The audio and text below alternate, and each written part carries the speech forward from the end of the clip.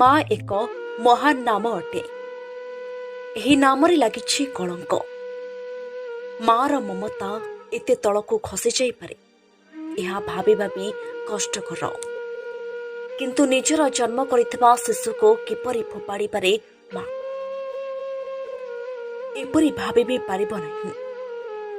କିନ୍ତୁ ଏପରି ଏକ ଘଟଣା ଘଟିଛି ନବରଙ୍ଗପୁର ଜିଲ୍ଲାରେ।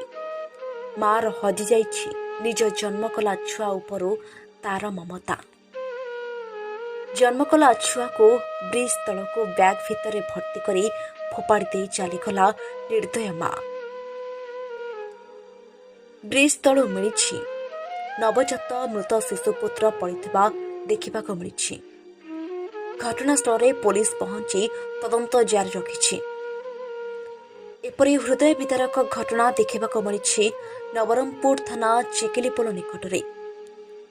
କେହି ଜଣେ ଗର୍ଭବତୀ ମହିଳା ଶିଶୁପୁତ୍ରକୁ ଜନ୍ମ କରି ବ୍ୟାଗ୍ ଭିତରେ ଭର୍ତ୍ତି କରି ଫିଙ୍ଗି ଦେଇଥିବା ଅନୁମାନ କରାଯାଉଛି।